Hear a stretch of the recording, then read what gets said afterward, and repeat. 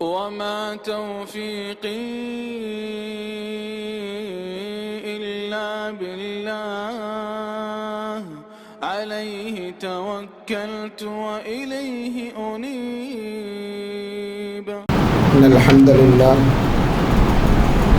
نحمده ونستعينه ونستغفره ونؤمن به ونتوكل عليه ونعوذ بالله من شرور أنفسنا ومن سيئات أعمالنا. من يهده الله فلا مضل له ومن يضلل فلا هادي له. وأشهد أن لا إله إلا الله وحده لا شريك له وأشهد أن محمدا عبده ورسوله. أما بعد، فإن أصدق الحديث كتاب الله وخير الهدي هدي محمد صلى الله عليه وسلم وشر الأمور محدثاتها وكل محدثة بدعة وكل بدعة ضلالة وكل ضلالة في النار. قد قال تبارك وتعالى: أعوذ بالله من الشيطان الرجيم: يا أيها الذين آمنوا اتقوا الله حق تقاته ولا تموتن إلا وأنتم مسلمون. يا أيها الناس اتقوا ربكم الذي خلقكم من نفس واحدة وخلق منها زوجها وبث منهما رجالا كثيرا ونساء واتقوا الله الذي تساءلون به والأرحام إن الله كان عليكم رقيبا. يا أيها الذين آمنوا اتقوا الله وقولوا قولا سديدا يصلح لكم أعمالكم ويغفر لكم ذنوبكم ومن يطع الله ورسوله فقد فاز فوزا عظيما. اللهم صل على محمد وعلى آل محمد كما صليت على إبراهيم وعلى آل إبراهيم إنك حميد مجيد.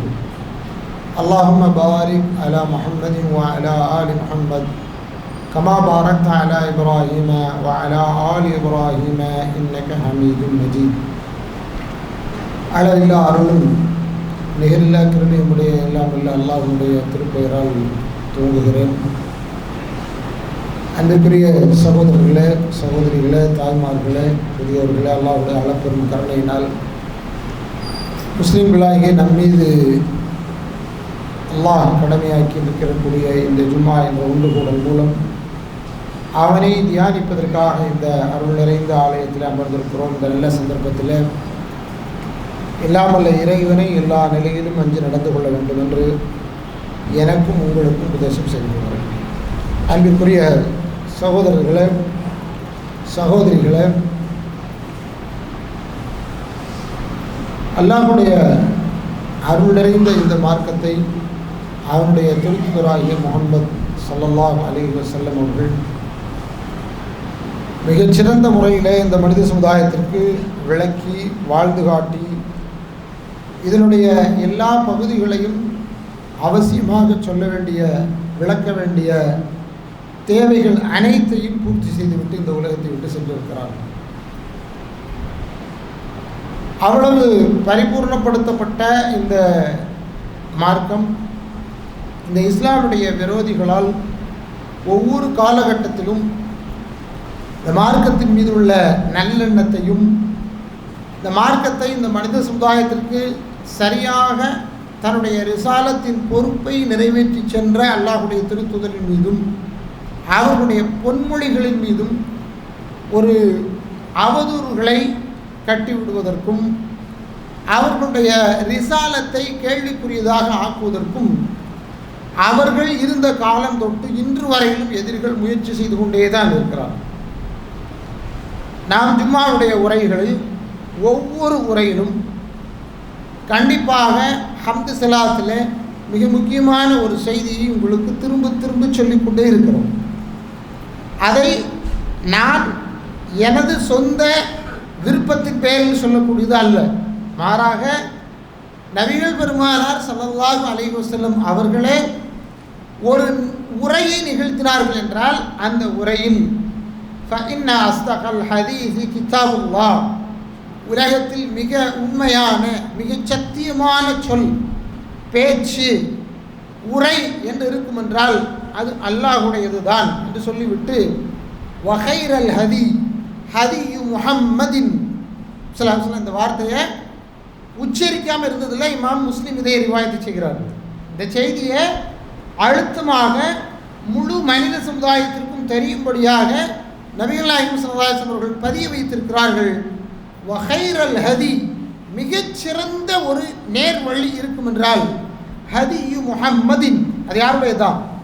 முஹம்மத் என்பவருடைய வழிதான் என்று இறுதி இறை தூதராக வந்த முஹம்மது ஸல்லல்லாஹு அலைஹி வஸல்லம் அவர்கள் தன்னுடைய வழிகாட்டுதலை குறித்து இந்த முழு மனித சமுதாயத்திற்கும் கட்டியும் சொல்லிவிட்டு சென்றிருக்கிறார்.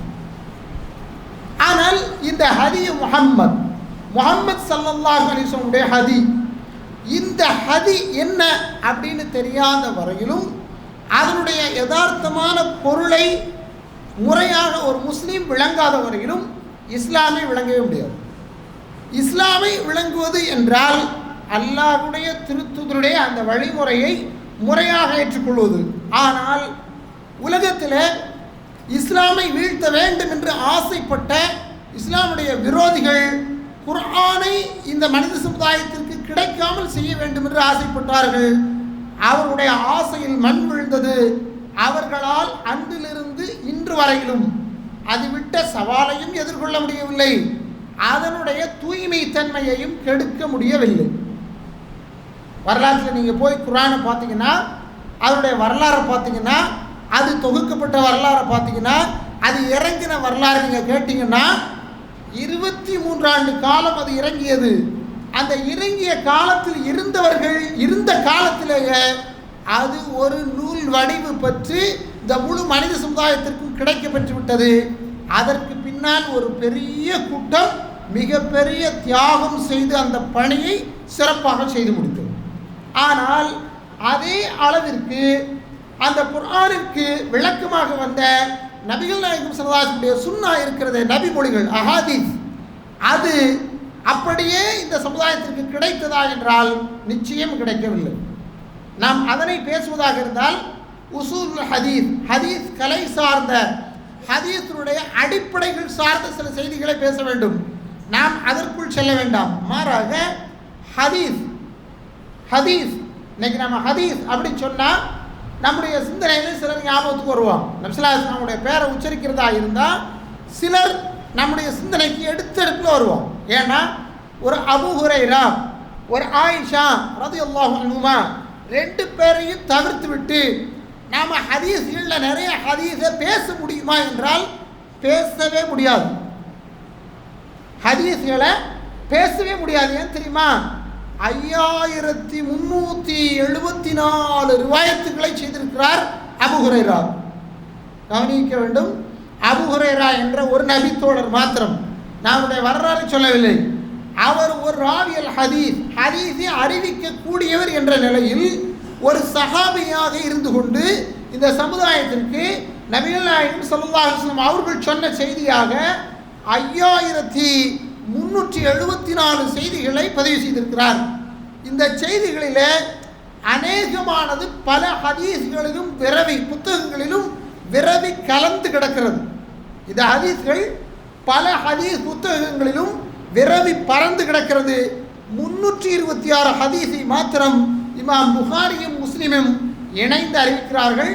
அவர்களிடத்திலே தனியவும் இவர்களிடத்திலே தனியவும் பல அறிவிப்புகள் இருக்கிறது. அன்பிற்குரியவர்களே, ஏன் இங்கே அபூ ஹுரைராவை நாம் கவனித்துக் கொள்ள வேண்டும்? இங்கே தான் நாம் ஒரு கேள்வியை கேட்க வேண்டும். இன்று அபூ ஹுரைரா ரலியல்லாஹு அன்ஹு அவர்கள் விமர்சிக்கப்படுகிறார்கள் என்றால் அது இப்பொழுது அவர்கள் விமர்சிக்கப்படக்கூடிய விமர்சனம் அல்ல. 1300 ஆண்டுகளுக்கு முன்னரே ராஃபிதாக்கள் தான் முதலில் அபூ ஹுரைரா ரலியல்லாஹு அன்ஹு அவர்கள் மீது விமர்சனம் கொண்டு வந்தவர்கள். அவர்கள் கொண்டு வந்த விமர்சனங்களே மிக முக்கியமான விமர்சனம் என்ன தெரியுமா? அபூ ஹுரைரா அத்தோசி யமனை சார்ந்த தோஸ் குலத்தை சார்ந்தவர். அவர் ஒரு பின்னணியில் கிறிஸ்தவ மார்க்கத்தில் இருந்து நபிகள் நாயகம் ஸல்லல்லாஹு அலைஹி வஸல்லம் அவர்களோடு அவர் இணைந்து கொண்ட காலம் கைபருடைய யுத்தம் நடந்த ஹிஜ்ரி 7ஆம் ஆண்டுதான். அவர் நபிகள் நாயகம் ஸல்லல்லாஹு அலைஹி வஸல்லம் அவர்களோடு இருந்த காலம் என்பது மிகச் சொற்பமான காலம். ஆனால் அந்த காலத்தில் அவர் அறிவித்த அந்த ஹதீஸ்கள் இருக்கின்றனவே அது என்று சந்தேகத்தை மிக இலகுவாக அழகாக கொண்டு வருகிறார்கள். யாருக்கும் அது தோணத்தான் செய்யும். எப்படி தோணும்? கொஞ்ச காலத்தானே இருந்தார், எதை சொன்னாலும் அல்லாஹ்வுடைய தூதர் சொன்னாங்க அப்படின்னு சொல்கிறாரு. அப்படி சொல்கிற அளவுக்கு இவருக்கு அந்த விஷயத்தில் என்ன ஞானம் கிடைத்து விட்டது என்ற கேள்வி. அந்த கேள்விக்கு தொடக்க காலத்திலிருந்து பதில் என்ன தெரியுமா? முதல் பதில் அல்லாஹ்வுடைய தூதரோடு இருந்த மிக நெருக்கமான தோழர்களில் அந்த 3.5 ஆண்டு காலம் அதிகம் இருந்த ஒருவர் அபூ ஹுரைரா தான். எந்த அளவுக்கு இருந்தாங்க அப்படின்னா, அவங்க கையை கழுவுனா இவங்க கை கழுவாங்க, அவங்களுக்கு பசிச்சா அவங்களுக்கு சாப்பாடு கிடைச்சா இவங்களுக்கும் சாப்பாடு கிடைக்கும். என்னவோ தெரியல, இறைவன் அன்றிலிருந்து இன்னைக்கு வரைக்கும் ஏழைகளை கொண்டு தான் இஸ்லாமை வளர்க்கிறார். ஏழைகள், வயிறு இல்லாதவர்கள், சாப்பிடுவதற்கு வழி இல்லாத பலரை கொண்டு தான் இஸ்லாமை வளர்க்கிறார். ஒரு காலத்தில் இருந்து இதுதான் நிலைமையாக இருந்திருக்கிறது. அஸ்ஹாபு சுஃபா என்ற திண்ணை தோழர்களாக இருந்த அவர்களில் ஒருவராக அபூ ஹுரைரா இருந்தார். எந்த அளவிற்கு என்றால், நபிகள் நாயகம் ஸல்லல்லாஹு அலைஹி வஸல்லம் அவர்களோடு தான் அவருடைய எல்லா நிலையும் இருக்கும். அதனை அவரை பற்றிய ஏனைய பெரிய சஹாபாக்கள் அறிவிக்கிறார்கள். எங்களுக்கு தொழில் இருந்தது, எங்களுக்கு விவசாயம் இருந்தது, எங்களுக்கு சமூகத்திலே சுற்றி திரிய வேண்டிய அவசியங்கள் நிறைய இருந்தன, வேறு வேறு பொறுப்புகளை ஏற்றிருந்த நாங்கள் அபூ ஹுரைராவை போன்று கூட இருந்திருக்கவில்லை என்று சொல்கிறார். இதை தாண்டி மிக முக்கியமான செய்தி என்ன தெரியுமா? அபூ ஹுரைரா தான் கேட்டார், அல்லாஹ்வுடைய தூதரே, நீங்கள் சொல்லும் சொல் அனைத்தையும் நான் அப்படியே ஞாபகத்தில் வைத்துக் கொள்ள முடியவில்லை, எனக்காக நீங்கள் பிரார்த்தனை செய்யுங்கள், நீங்கள் சொன்னது நான் மறக்காமல் அப்படியே மனதில் வைத்திருக்க வேண்டும். அவருக்கு தான் பிரத்யேகமாக பிரார்த்தனை செஞ்சாங்க, உங்களுடைய மேலங்கிய விரிங்க அப்படின்னு சொல்லிட்டு, அல்லாஹ்வே இவருக்கு நான் சொல்லும் சொல்லை மனதிலாக்கு அப்படின்னு துவா செஞ்சுட்டு அவருடைய அங்கியை அள்ளி முடிந்து கொள்ளும் என்று சொன்னார்கள். அப்படியே வாரி அணைச்சிக்கிட்டார். அவர் சொல்றார், அல்லாஹ்வுடைய தூதர் சொன்ன அந்த காலத்திலிருந்து நான் அதற்கு பிறகு அவர்கள் சொன்ன எந்த செய்தியையும் மறந்ததே இல்லை. கவனியுங்கள், நான் அவர்கள் சொன்ன செய்தியை மறந்ததே இல்லை. அப்படி சொன்ன அபூ ஹுரைரா ரலியல்லாஹு அன்ஹு அவர்கள் சொல்லக்கூடிய செய்தி தான் இமாம் புகாரி பதிவு செய்கிறார்கள். ஹவில்து மிர் ரசூலில்லாஹி ஸல்லல்லாஹு அலைஹி வஸல்லம் மின் விஆஐனி, அல்லாஹ்வுடைய தூதர் ஸல்லல்லாஹு அலைஹி வஸல்லம் அவரிடத்திலே நான் இப்பொழுது உங்களுக்கு சொல்லியிருக்கிறேனே, இதே போன்ற செய்திகளாக 2 மடங்கு செய்திகளை மனனமிட்டேன். இன்னைக்கு நான் சொன்ன இந்த 5374 இருக்கிறதே இந்த சொச்சம், இதை மாதிரி ஒரு பங்கை நான் மனனமிட்டேன்.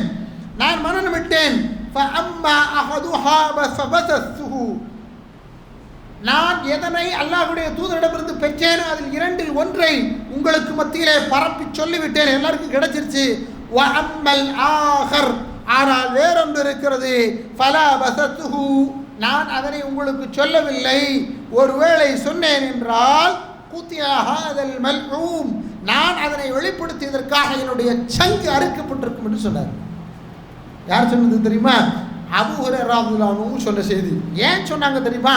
அப்படி சொல்லும்போது சூரத் பக்ராவுடைய இந்த 157வது வசனத்தை மேற்கோள் காட்டி இந்த மனித சமுதாயம் எல்லாத்துக்கும் ஒரு செய்தியை சொல்றார். இன்னல் லதீன யக்துமூன மா அன்ஸல்னா மினல் பையினாத்தி வல் ஹுதா, நாம் எதனை அருள் செய்தோமோ அதை நேர்வழியில் இருந்து, அந்த சத்திய தெளிவுகளில் இருந்து எதனை எவர்கள் மறைக்கிறார்களோ, மக்கள் அனைவருக்கும் நாம் அதனை தெளிவுபடுத்தி வெளியாக்கிவிட்ட பிறகு எவர்கள் மறைக்கிறார்களோ, அல்லாஹ் அவர்களை சபிக்கிறான், அவர்களை சபிக்கக்கூடியவர்களும் சபிக்கிறார்கள். மலக்குமார்கள் சாபமிடக்கூடியதற்கு இறைவன் யாருக்கு அனுமதி கொடுத்தானோ, இந்த வசனத்தை மாத்திரம் நான் பயப்படலைன்னா, என் மனசுல இந்த வசனம் சூரத் பக்ராவுடைய 159வது இந்த வசனம் எனக்கு பயத்தை தந்திருக்காவிட்டால் நான் இந்த செய்தியை கூட சொல்லியிருக்க மாட்டேன். கவனிங்கள், சஹாபாக்களிடத்தில் இருந்த நேர்மை இதுதான். என்ன தெரியுமா? நபி ஸல்லல்லாஹு அலைஹி வஸல்லம் அவங்களிடத்துல இருந்து எது கிடைக்கப்பட்டதோ அதை அவங்க தன்னளவில் வைத்துக் கொள்ளவில்லை. எதனை சொல்ல வேண்டும் என்று இருந்ததோ அவ்வளத்தை சொன்னாங்க. உலமாக்கள் இதுக்கு விளக்கம் தராங்க, கொஞ்சம் நிதானமாக விளக்கமாக தெளிவாக சொல்கிறாங்க. அது என்ன, அப்போ ஒன்றை சொல்லிட்டு ஒன்றை சொல்லாமல் இருந்தார்? எல்லாருக்கும் ஒரு கேள்வி வருங்களா? அபூ ஹுரைரா கொஞ்சத்தை சொன்னார், கொஞ்சத்தை மறைச்சார். ஏன் நான் இதை சொல்கிறேன் அப்படிங்கிறத சொல்கிறேன், உங்களுக்கு விளங்கும். கொஞ்சத்தை சொன்னார், கொஞ்சத்தை சொல்லலை. அந்த கொஞ்சம் என்ன அப்படின்னா, அந்த 5300 சொச்சம் என்னன்னா, இன்னைக்கு ஷரியத்தாக நாம் எதையெல்லாம் பின்பற்றி கொண்டிருக்கிறோமோ அபூ ஹுரைரா ரலியல்லாஹு அன்ஹு அவர்கள் சொல்லி நமக்கு சஹீஹாக கிடைத்த அத்தனை ஹதீஸ்களும், நபி ஸல்லல்லாஹு அலைஹி வஸல்லம் அவங்க சொல்லிட்டு போன சில முன்னறிவிப்புகள், எனக்கு பின்னால் இன்னென்னவெல்லாம் நடக்கும், இன்னென்ன ஆட்களெல்லாம் இப்படி இப்படி நடப்பாங்க, இன்னென்ன பிரச்சனைகள் எல்லாம் நடக்கும் என்று நபி ஸல்லல்லாஹு அலைஹி வஸல்லம் அவங்க தன்னுடைய திண்ணை தோழர்களில் மாணவராக இருந்த அபூ ஹுரைராவுக்கு மாத்திரம் சொன்ன சில செய்திகள் உண்டு. அது யாருக்கும் தெரியாது. அந்த செய்தியை வெளியே சொல்லும்படியாக இருந்தால் அது அவர்களுடைய கழுத்தை அறுப்பதற்கு காரணமாக இருந்திருக்கும். அது அரசியல் சார்ந்த, அன்றைய நிர்வாக அரசியல் சார்ந்த ரகசியம் என்று உலமாக்கள் விளக்கம் சொல்கிறார்கள். உண்மை தாபீன்கள் சொன்னாங்க, தாபீன்கள் சொன்னாங்க, அதுக்கு பின்னால் இருந்தவங்களா சொன்னாங்க. அவரும் அதை சொல்லிவிட்டு சென்றார். இதே நேரத்தில் நம்ம இன்னொன்று யோசிக்கணும். என்ன தெரியுமா, இன்னைக்கு நாம இந்த சமுதாயத்திலே முதல் ஆளாக ஒருத்தரை இஸ்லாமில் முற்படுத்துவதாக இருந்தால் யாரைத்தான் முற்படுத்த முடியும்? யாரைத்தான் முற்படுத்த முடியும்? Abu Bakr. அதுதான் இந்த சமுதாயத்தில் ஒருத்தரை முதல் ஆளாக முற்படுத்த முடியும்னா அபூ பக்கர். நம்மளோட அக்கீதா, நம்மளோட கொள்கை சோரில் உங்கள் வாயிலேருந்து டப்புன்னு வரணும்னு பார்த்தேன். நம்மளோட கொள்கை அக்கீதா, இது கொள்கை சார்ந்த விஷயம். நான் பேசுகிறது முழுக்க முழுக்க நம்முடைய அக்கீதா சார்ந்த விஷயத்தை பேசிக்கிட்டு இருக்கிறேன். நாம் எந்த இடத்துல மாற்றப்படுகிறோம், நம்மை எதிரிகள் எந்த இடத்தில் திசை திருப்ப முயற்சி செய்து கொண்டிருக்கிறார்கள் என்பதை சொல்ல நான் முயற்சி செய்கிறேன். இன்று கொத்து கொத்தாக சாயும் உயிர்களை நாம் யோசிக்கிறோம். அவர்கள் மாழ்கிறார்களே என்று முஸ்லிம்கள் மாய்கிறார்கள் என்று நாம் ஒரு பக்கம் வேதனைப்படுகிறோம். அன்பிற்குரியவர்களே, அவருடைய இலக்கு முஸ்லிம்களுடைய உயிர்கள் அல்ல, இஸ்லாம். இஸ்லாமை கொண்டு வந்த முகமது நபியை கொலை செய்ய முயற்சி செய்தார்கள். அது நடைபெறவில்லை. 23 ஆண்டு காலம் ஒரு உயிரோடு இருந்து இறைவன் தந்த அந்த மரணம் வரும் வரையிலும் இந்த மார்க்கத்தை பூர்த்தி பண்ணிட்டு போனாங்க. அது அவங்கள்ட்ட இல்லை. அவங்களிடத்துல இல்லாததுனால இந்த மார்க்கத்துக்குள்ள ரொம்ப நுட்பமாக குதர்க்கத்தை ஏற்படுத்த வேண்டும் என்று விளைந்தவர்கள் கட்டிவிட்ட செய்திகளில் உள்ளது என்பதை நான் சொல்வதற்காகத்தான் இதனை உங்களுக்கு சொல்லிக் கொண்டிருக்கிறேன். அபூபக்கர் ரலியல்லாஹு இந்த மார்க்கத்தில் முதல் மனுஷன். நபி ஸல்லல்லாஹு அலைஹி வஸல்லம் அவங்களுக்கு அடுத்து முதல் ஆள். அவர் மொத்தம் அறிவிச்ச ரிவாயத்து எவ்வளோ தெரியுமா? 142. நீங்கள் போய் அபீபக்கரத்தா அப்படின்னு பார்த்துக்கணும், இருக்காது, நிறைய இருக்கவே இருக்காது. 142. 142ல் இமாம் புகாரி அறிவிச்ச அறிவிப்பு வெறும் 13. ஆச்சரியமா இருக்கும் போது இல்லையா? அடுத்து பாருங்க, உமர் இப்னு கத்தாப் ரலியல்லாஹு அன்ஹு, அவங்க அடுத்த கட்ட வாழ்ந்தவங்க. 539 ஹதீஸ் அறிவிச்சிருக்கிறார். 539 இந்த சமுதாயத்திற்கு மிக முக்கியமான ஒரு உரை கல்லாக வாழ்ந்த மிகப்பெரிய மாமனிதர். ஆனால் அவருடைய ரிவாயத்து எத்தனைனா 539. உஸ்மான் பின் அஃபான் அவருக்கு பிறகு வந்தவர் 146 ரிவாயத்து தான்.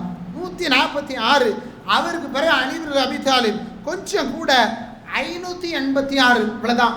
இது தெளிவாக இமாம் நவவி ரஹிமஹுல்லாஹ் அவர்கள் அறிவிக்கக்கூடிய அத்தஹதீப் அல் அஸ்மா வல் லுகாத் என்ற புத்தகத்தில் அவர் பதிவு செய்கிறார். மிக சிறந்த ஹதீஸ்களை வல்லுநர் இமாம் நவவி அவர் அறிவிக்கிறாரு. இவ்வளவுதான் அறிவிச்சாங்க இந்த 4 பேருன்னு. ஏன் கவனத்தை கொள்ளணும். அவங்க ஏன் அறிவிக்கலைன்னு அவர் விளக்கம் சொல்றாரு. அவர்களுக்கு அந்த நாளில் இஸ்லாமை பின்பற்றுவதோடு சேர்ந்து இஸ்லாமிய மார்க்கத்தை சமூகத்தில் நடைமுறைப்படுத்தக்கூடிய எவ்வளவோ நிர்வாக பணிகளுக்கு மத்தியில் ஹதீஸை மனனம் செய்து சொல்லக்கூடிய இடத்தில் அவர்கள் இருந்திருக்கவில்லை. ஆனால் அந்த பணியை அவர்களெல்லாம் இல்லாத இடத்துல இட்டு நிரப்பிய ஒரு மாமனிதர் இருக்கிறார் என்றால், மிக முக்கியமான மனிதர் இருக்கிறார் என்றால் அவர் அபூ ஹுரைரா என்று வரலாறு பதிவு செய்கிறது. சரி, இப்போ எங்க அபூ ஹுரைராவுங்க பிரச்சனைக்குரிய ஆளாக மாறுறாங்க அப்படின்னா, எப்போ ராஃபிதாக்கள் இந்த திட்டமான செய்தியை சமூகத்திற்கு மத்தியிலே கொண்டு வந்து சொல்ல தூங்கினார்களோ அப்பொழுதுதான் பிரச்சனைக்குரியவராக அபூ ஹுரைரா மாறுகிறார். ஏன் அபூ ஹுரைராவை மாற்றுறாங்க? ஏன் அபூ ஹுரைரா அவங்களோட சேர்ந்து ஹதீஸ்களை அறிவிக்கக்கூடியவர்களை மாற்றுகிறார்கள் என்றால், நபிகள் நாயகம் ஸல்லல்லாஹு அலைஹி வஸல்லம் அவர்கள் சொன்ன சொற்கள் நம்பிக்கையோடு இந்த சமுதாயத்திற்கு வந்து சேர்ந்து விடக்கூடாது என்ற மிகப்பெரிய சதியினுடைய பின்னணி தான். வேற ஒரு காரணம் இல்லைங்க, வேற ஒரு காரணமும் இல்லை. ஒரே ஒரு காரணம், அல்லாஹ்வுடைய தூதர் சொன்ன சொல். ஏன் தெரியுமா? அல்லாஹ் சொன்ன இந்த வசனத்தில் அல்லாஹ் சொல்றான்ல, நம்ம கேட்டோம்ல, லின்னாஸி ஃபில் கிதாபி, அல்லாஹ் ரப்பல் ஆலமீன் இன்னல்லதீன யக்துமூன மா அன்ஸல்னா மினல் பையினாத்தி வல் ஹுதா, பையினாத்தும் ஹுதாவும் இருக்கக்கூடிய செய்தி.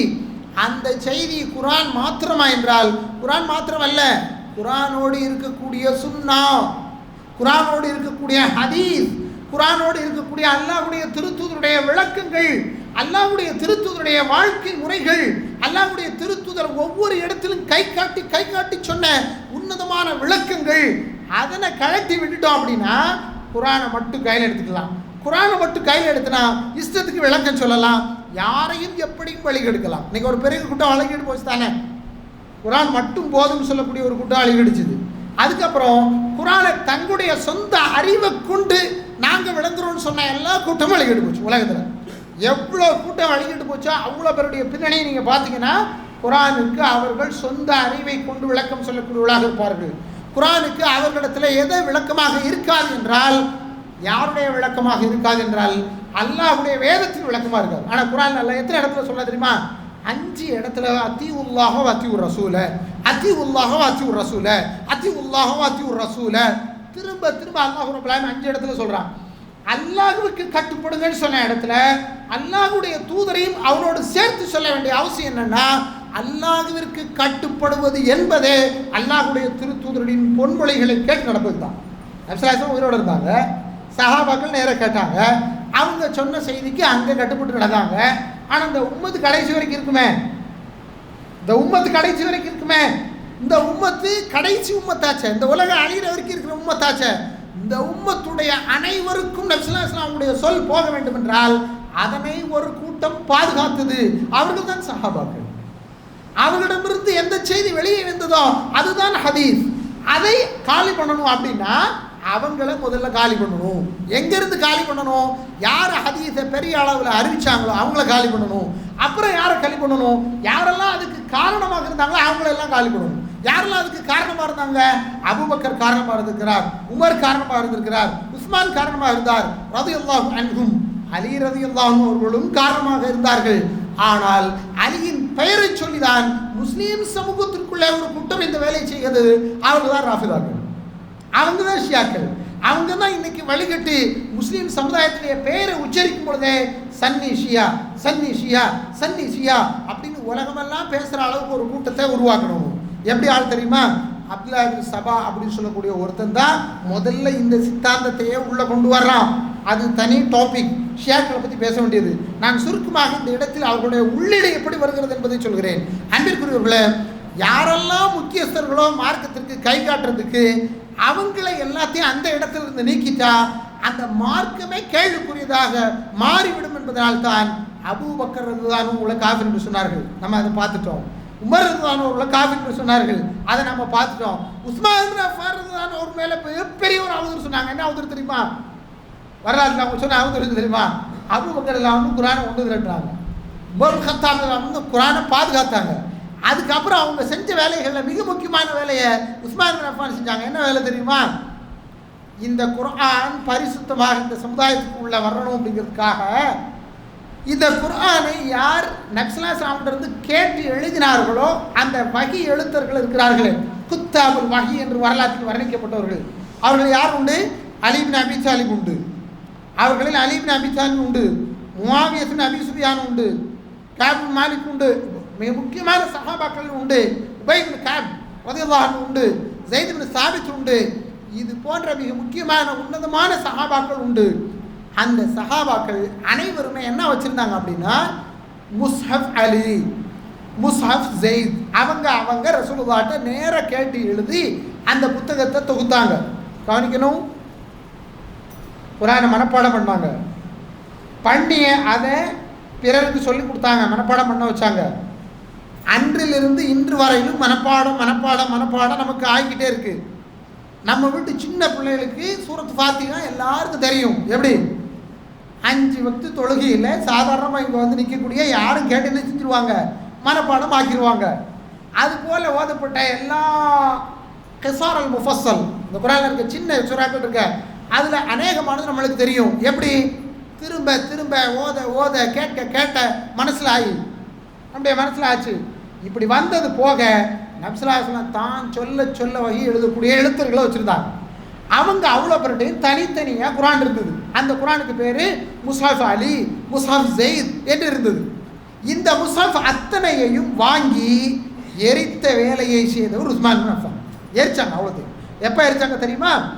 எப்போ குரானுக்கு ஒரு முறை வர வேண்டும், இதுதான் குரான், இதுக்கப்புறம் வேற ஒன்று குரானாக சொல்லக்கூடாது இந்த சமுதாயம் அப்படின்னு ஒரு முடிவை எடுத்து, அந்த முடிவில் சஹாபாக்கள் அத்தனை பேரையும் ஒன்றாக்கி, அதன் மூலம் அவருடைய கருத்தை ஒன்றாக்கி, குரானுடைய வசனங்கள் அத்தனையையும் ஒன்றாக்கி ஒரு புத்தகமாக்கிவிட்டு, இதான் முஸ்ஹஃபுர் ரயீசி, தலைமை புத்தகம் இதுதான், இனி குரானை எழுதுறதா இருந்தால் எடுத்துக்கிறதா இருந்தால் இதுல இருந்து தான் எடுக்கணும், இதுக்கு முன்னால் யாரெல்லாம் அவங்க எழுதி வச்சுருந்தாங்களோ அதை அவ்வளோத்தையும் கொண்டு வாங்கன்னு சொல்லி எரிச்சாங்க.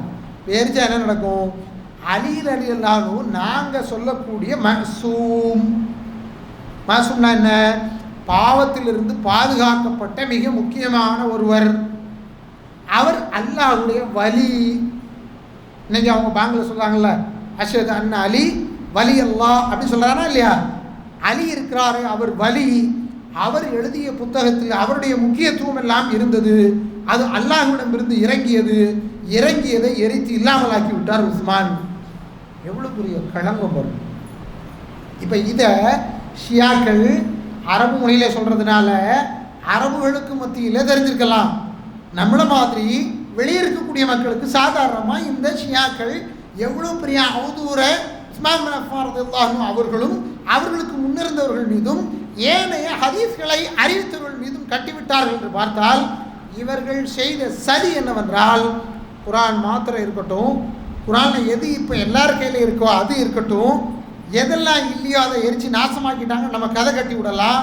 ஆனால் அதெல்லாம் இருக்கா இல்லையான்னு உரசுறதுக்கு ஹதீஸ் இருக்கு பார்த்தீங்களா, அந்த ஹதீஸை யார் அறிவித்தாங்களோ அவங்க மேலே நாம் நம்பகம் இல்லாத சூழலை இந்த உலகத்தில் உருவாக்கி விடலாம் என்று செய்த செயல்தான் இவர்கள் செய்த மிகப்பெரிய சதி. இன்னைக்கு கொஞ்சம் முஸ்லீம்களுடைய உயிர் போகும் பொழுது, யூதர்களால் போகும்போது நம்மள யாருக்கும் தாங்க முடியல. அதுக்காக எதிர்வினை ஆற்றில் சத்தம் போடலைன்னு சத்தம் போடுறான். அங்கிருக்கிறவங்கள கொஞ்சம் யோசிங்க. அவன் கொள்கையை ரொம்ப நாசுக்காக ஒன்றும் இல்லாமல் இந்த சமுதாயத்துக்கு தொடர்ச்சி எறிகிறதுக்கு அவ்வளோ வேலையும் பார்த்துட்டா மட்டும் இல்லை, பார்த்துக்கிட்டு இருக்கிறான். நான் சொல்கிறேன் கேளுங்க, வரலாற்றில் ஒரு மிக முக்கியமான செய்தி. 1936ஆம் ஆண்டு ஹதீஸ் கலைக்கே மிக முக்கியமான வரலாறு. 1936ஆவது ஆண்டு இந்த உலக வரலாற்றிலேயே ஒட்டுமொத்தமாக நபிமொழிக்கே மிக முக்கியமான வரலாறு. என்ன தெரியுமா நடந்தது? ஹதீஸை நாம் இன்னைக்கு பல புத்தகங்களில் படிக்கிறோம். பல புத்தகங்கள், இமாம் புகாரியில் துவங்கி இப்னு அபி ஷைபாலிருந்து முஸன்னஃப் அபி ஷைபாலர், நிறைய பேர்களே தெரியாத பல புத்தகங்கள் உங்களுக்கு இருக்குது.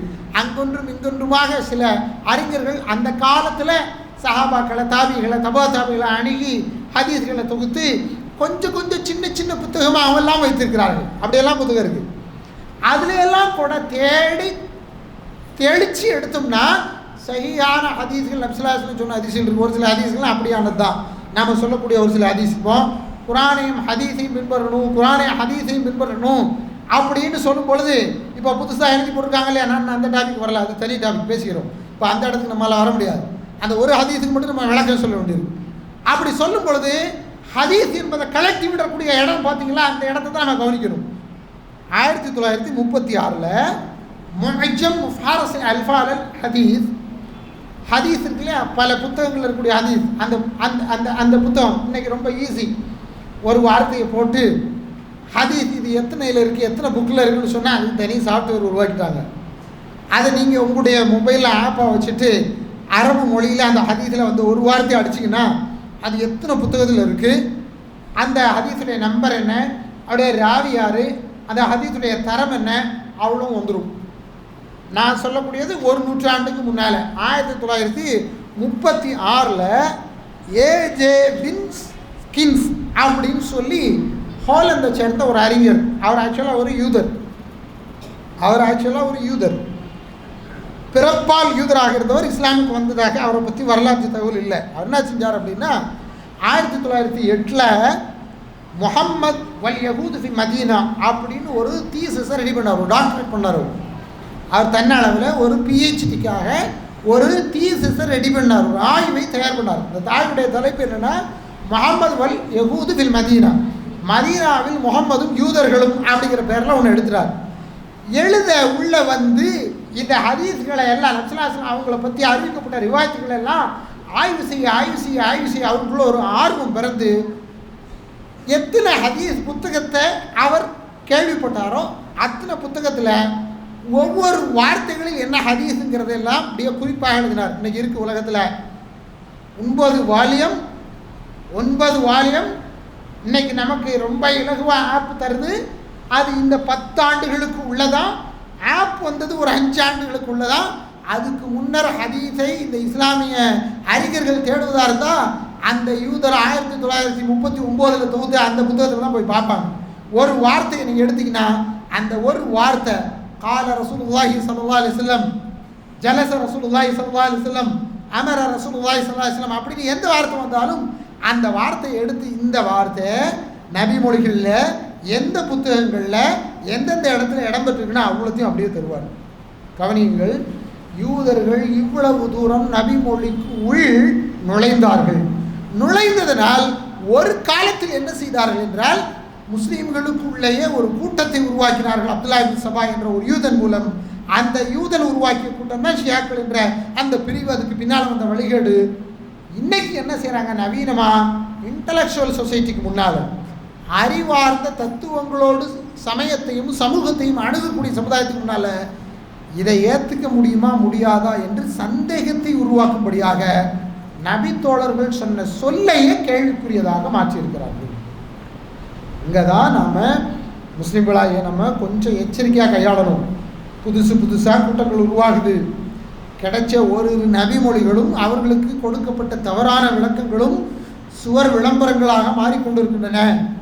இங்கே இருக்கக்கூடிய விவரம் இல்லாதவர்கள் அவர்கள் சொல்லுவதையும் பரப்பி விடுகிறார்கள். வாட்ஸ்அப்பில் அவங்க பேசக்கூடியதெல்லாம் நாம் கேட்கும்போது ஆச்சரியமாக இருக்குது. இவ்வளவு அபத்தமாக பேசுகிற அளவுக்கு துணிச்சல் வந்து விட்டதா இவங்களுக்கு?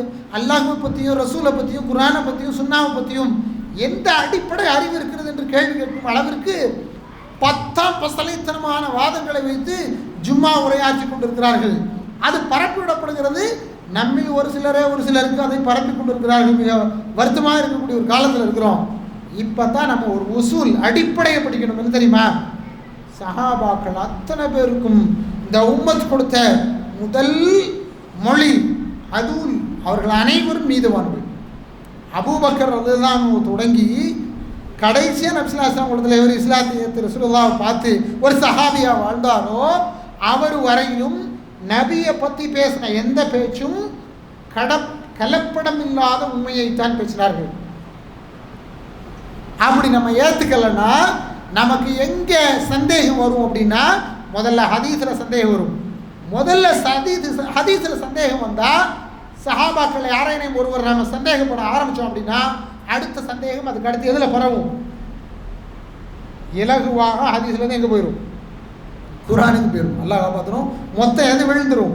இஸ்லாம் விழுந்து விடும். இது எதிரிகளுடைய கச்சிதமான சதி. அன்பிற்குரியவர்களே, இதை உள்வாங்கணும்னா இன்னமும் பல செய்திகளை நாம் இது தொடர்பாக படிக்க வேண்டியிருக்கு. ஆனால் நான் குறிப்பாக சுருக்கமாக சொல்கிறது தான், சஹாபாக்கள் விஷயத்தில் சஹாபாக்கள் சொன்ன நேர்த்தியான சரியான அறிவிப்புகளில் சந்தேகத்தை யாரேனும் உருவாக்குவார்கள் என்றால் விளங்கிக் கொள்ளுங்கள், அவர்கள் இந்த சமுதாயத்துக்கு பிடித்த பிழைகள். அவர்களிலிருந்து இந்த சமுதாயத்திற்கு அழிவு ஆரம்பிக்கிறது. எனவே நாம் நம்மை பரிசீலனை செய்ய வேண்டிய, சுய கேள்வி கேட்டு மார்க்கத்தை சரியாக விளங்கி படிக்க வேண்டிய அவசியம் இருக்கிறது. பாரக்கல்லாஹு லி வ லக்கும் ஃபில் குர்ஆனில் அஸீம் ونفعني وإياكم بذكر الحكيم. أقول ما تسمعون أستغفر الله لي ولكم ولسائر المسلمين فاستغفروه من كل ذنب إنه هو الغفور الرحيم.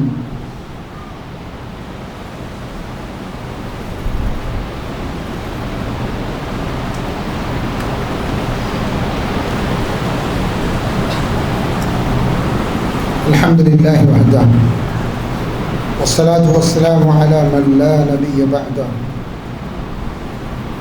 صلى الله عليه وعلى آله وصحبه وسلم تسليما كثيرا كثيرا. أما بعد، وقد قال النبي صلى الله عليه وسلم تركت فيكم أمرين لن تضلوا ما تمسكتم بهما كتاب الله وسنتي. இதுக்குரிய சகோதரர்களே, நபிகள் நாயகம் ஸல்லல்லாஹு அலைஹி வஸல்லம் அவர்கள் சொன்னார்கள், நான் உங்களுக்கு மத்தியிலே 2 விஷயங்களை விட்டு சொல்கிறேன், அதனை நீங்கள் பற்றி ஒழுகும் காலமெல்லாம் ஒரு காலமும் நீங்கள் வெளியிட மாட்டீர்கள். அதில் ஒன்று கிதாபுல்லா, அல்லாஹ்வுடைய வேதம். அது இன்று நம்மிடத்தில் அப்படியே பாதுகாக்கப்பட்டிருக்கிறது. இதில் எவ்வளவு பேர்கள் சூழ்ச்சியும் சதியும் செய்தும் அவர்களால் இதில் கை வைக்க முடியவில்லை. ஆனால் அல்லாஹ்வுடைய தூதருடைய பொன்மொழிகள் நபிகள் நாயகம் ஸல்லல்லாஹு அலைஹி வஸல்லம் உடைய இறப்பிற்கு பிறகு 1 நூற்றாண்டு 1.5 நூற்றாண்டிற்கு பிறகுதான் முறையாக புத்தக வடிவில் எழுதப்பட்ட நிலையில் பாதுகாக்கப்பட்ட சூழலில்தான் இந்த இடைவெளிகளை தங்களுக்கு சாதகமாக ஆக்கி கொண்ட இஸ்லாமிய விரோதிகள் இல்லாத பொல்லாத செய்திகளை எல்லாம் கட்டவிழ்த்து விட்டார்கள். எனவே தான் ஹதீஸ்கள் மௌதுஆத், இட்டுக்கட்டப்பட்டவை, அஹாதீஸு தஈஃபா, பலகீனமானவை, அஹாதீஸு சஹீஹா, சஹீஹான சரியான நேர்த்தியானவை என்று பிரிக்கப்பட்டது. இதில் மௌது இட்டுக்கட்டப்பட்டது என்பது கண்டிப்பாக பார்த்தவுடனே தெரியும். ஆனாலும் அதை பற்றி அறிவில்லாத, அதோடு தொடர்பில்லாத சராசரி பொதுமக்களுக்கு அது இயல்பாக தெரியாது. அந்த துறையில் இருக்கக்கூடியவங்களுக்கு இது இட்டுக்கட்டப்பட்டது தான் அப்படின்னு பார்த்தோன்னே சொல்லிடுவோம். ஏன்னா அதனுடைய ரிவாயத்து, அதனுடைய வழிமுறை, அதை அறிவிக்கக்கூடிய அந்த விதம் அதிலேயே தெரிஞ்சிடும். அது அல்லாத தைஃபான ஹதீஸ், இப்போ நம்முடைய சமுதாயத்தில் முஸ்லீம்களில் பலர் இஸ்லாமையே பல தவறான கோணங்களில் பின்பற்றுறாங்களா இல்லையா? அவங்க சில ஹதீஸ்களை காட்டுவாங்க. நீங்கள் பார்த்தீங்கன்னா அது தைஃபாக இருக்கும், பலகீனமாக இருக்கும், எடுத்துக்க முடியாது, நடைமுறைக்கு செயல்படுத்த முடியாத ஹதீஸ்களாக இருக்கும். ஏன்னா நபி ஸல்லல்லாஹு அலைஹி வஸல்லம் சொன்னாங்கன்னு சொல்லப்பட்டிருக்கும். ஆனால் உண்மையிலே ஒரு சஹாபி அந்த ஹதீஸை சொன்னாரா கேட்டு அப்படின்னு பார்த்தீங்கன்னா இருக்காது. அப்போயே நமக்கு விளங்கிடும் அது தைஃப், அதை ஏற்றுக்கொள்ள முடியாது அப்படின்னு. அது அல்லாம சஹீஹ் அப்படின்னா நபி ஸல்லல்லாஹு அலைஹி வஸல்லம் சொன்னாங்க, அதை ஒரு சஹாபி கேட்டாங்க, கேட்டதைத்தான் அடுத்த தலைமுறைக்கு அவங்க சொன்னாங்க, சொன்னது தான் இன்று வரையிலும் நமக்கு வந்திருக்கிறது என்ற அந்த தெளிவு இருக்கிறது, அது நமக்குள் தெளிவாக இருக்க வேண்டும். கவனியுங்கள், நான் சொல்கிறத ஒருத்தர் நெஞ்சில் கை கட்டுறார், ஒருத்தர் கொஞ்சம் கீழே கை கட்டுறார், ஒருத்தர் தஹ்த சுர்ரா எங்கே கட்டுறார், தன்னுடைய தொப்புளுக்கு கீழே கை கட்டுறார், தொப்புளுக்கு கீழே கை கட்டுறார். மூணுமே சரியா? மூணுக்குமே ஹதீஸ் இருக்கா? மூணுக்குமே ஹதீஸ் இருக்கு, மூணுக்குமே ஹதீஸ் இருக்கு. ஆனால் அந்த ஹதீஸை என்ன தரத்தில் எடுத்துக்கொள்வது, அதை எவ்வாறு செயல்படுத்துவது, யார் சொல்லணும்? யாருங்க சொல்லணும்? நான் சொல்லலாமா? நீங்கள் சொல்லப்படுமா? நீங்களும் நானும் சொல்கிறதா இருக்கும். நான் இங்கே நின்று இவ்வளோ காண தொகுத்துட்டு வந்து செய்தி சொல்கிறேனே, நான் ஒரு உசூலுல் ஹதீஸில் உள்ளவன் கிடையாது. ஹதீஸுடைய உசூலை முழுவதுமாக மனநமிட்டு ஹதீஸுடைய உசூல்களை அப்படியே இந்த ஹதீஸை பார்த்தா அதனுடைய தரம் என்னன்னு சொல்லக்கூடிய ஆள் கிடையாது. நான் இன்றைக்கி சில ஹதீஸில் உங்களுக்கு சொன்னேன், ராவி யாரெல்லாம் அப்படின்னு சொல்லலை. ஆனால் ஹதீஸ்களில் நீங்கள் பாருங்கள், இமாம் புகாரியுடைய தமிழ் மொழிபெயர்ப்பு பாருங்கள், உங்களிடத்துல யார் சொன்னார்னு கீழே இருந்து 5-6 பேரை சொல்லி 6வது பேரை தான் யார் சகாபின்னு சொல்லியிருப்பார். ஏன் அப்படின்னா அப்படி மனநமிட்டு, அப்படி விவரம் அறிந்து, அப்படி ஹதீஸ் பாதுகாக்கப்பட்டது. அப்படி தான் உலகத்துக்கு சரியான ஹதீஸ் கிடைச்சிது. அந்த சஹீஹான ஹதீஸை கூட கேள்விக்குரியதாக மாற்றிய யூதர்கள் இன்று இந்த சமுதாயத்தில் புதிதாக பிரவாகம் எடுத்த புது புது ஊர்க்காரர்கள், இப்போ புதுசு புதுசாக பெரிய பெரிய ஆள்கள்லாம் வராங்க. அஹ்லுல் பைத்துங்கிற பேர்லையும், ஆலு பைத்துங்கிற பேர்லையும், வேறு வேறு பேர்லையும் ஷியாக்களுடைய மறு பிரவாகம் இந்த அஹ்லுஸ் சுன்னah வல் ஜமாஅத்துக்குள்ள மெதுவாக வருது. வரக்கூடியவங்க அவ்வளோ பேர் செய்யக்கூடியது என்னென்னா, சஹீஹான ஹதீஸை மொத்தமாக தட்டி இஸ்லாமை சாய்க்கும் வேலை. அப்போ நீங்கள் கொஞ்சம் எச்சரிக்கையாக உலமாக்கள்கிட்ட போய், அறிஞர்கள்ட்ட போய், இந்த ஹதீஸ் என்ன, இது என்ன சொல்லுது, இதனுடைய பின்புலம் என்ன, இதனுடைய தொடர்பு என்ன, இது உண்மையிலே இந்த கருத்து தான் சொல்லுதா, இதை சஹாபாக்கள் எப்படி விளங்கிக்கிட்டாங்க, அதுக்கு பின்னால் இருந்த ரசூல் ஸல்லல்லாஹு அலைஹி வஸல்லம் 3 தலைமுறையினரும் எப்படி விளங்கிட்டாங்க அப்படிங்கிறத பார்க்க வேண்டிய கடமை நமக்கு இருக்குது. ஏன் தெரியுமா? சொர்க்கத்துடைய வேலை ரொம்ப காஸ்ட்லி, அதுக்காக பார்க்கணும், ஒரு வழி கிடையாது. நீங்கள் நினைக்கிறீங்க சொர்க்கத்துக்கு சும்மா போயிடலான்னு. நியாயமாக நாம் இந்த காலத்தில் சில கஷ்டப்படணும். அது உயிரை கொடுக்குறதா இருக்கும், அல்லது சில நேரம் நம்ம நேரத்தை கொடுக்குறதா இருக்கும், அல்லது சில நேரம் நம்முடைய பொருளாதாரத்தை கொடுத்து குர்ஆன் சுன்னாவை தெரிஞ்சுக்கிறதா இருக்கும். அப்படியெல்லாம் கஷ்டப்பட்டால் தான் சரியான வழியில் நாம் நிலைக்க முடியும். அப்படி இல்லைன்னா அப்படியே மேலே கட்டின கை என்ன செஞ்சிடும், கீழே வரைக்கும் வந்துடும். ஏன்னா எது சஹி எது தைஃப்னு என்ன செய்ய தெரியாது, பிரிக்க தெரியாது. அவன் சௌரியத்துக்கு மனவீழ்ச்சியை பின்பற்றக்கூடிய ஒரு மார்க்கத்திற்குள்ள புதிதாக நம்முடைய சகோதரர்கள் நுழைந்து விடுவார்கள். நாம் அதை இப்பொழுது சமீப காலமாக கண்கூடாக பார்த்து கொண்டிருக்கிறோம். எனவே அன்பிற்குரியவர்களே, குர்ஆனையும் சுன்னாவையும் அணுகுவதற்கான வழிமுறைகள் இந்த உம்மத்தில் ஆரம்பத்திலிருந்து இஸ்லாமை பின்பற்றின உங்களால் சொல்லித்தரப்பட்டு விட்டது, தெரியவில்லை என்றால் அது நம்முடைய குறைதான், அதனை தெரிந்து கொள்ள முயற்சி செய்ய வேண்டும். சுவர்களில் எழுதப்பட்ட ஹதீஸை பற்றி மிக விரிவாக அஹ்லுல் பைத் பற்றிய ஒரு தெளிவு இன்ஷா அல்லாஹ் நான் உங்களுக்கு தருகிறேன். அல்லாஹ் ரப்பல் ஆலமீன் நம்முடைய மார்க்கத்தை தெளிவாக நமக்கு விளங்க வைக்கவும் அதன்படி நம்மை வாழ வைக்கவும் போதுமானவன். اللهم اعز الاسلام والمسلمين وذل الشرك والمشركين فانصرنا على القوم الكافرين. اللهم يا مقلب القلوب ثبت قلوبنا على دينك. اللهم يا مصرف القلوب صرف قلوبنا على طاعتك. ان الله يأمر بالعدل والإحسان وإيتاء ذي القربى وينهى عن الفحشاء والمنكر والبغي يعظكم لعلكم تذكرون ولذكر الله أكبر والله يعلم ما تصنعون.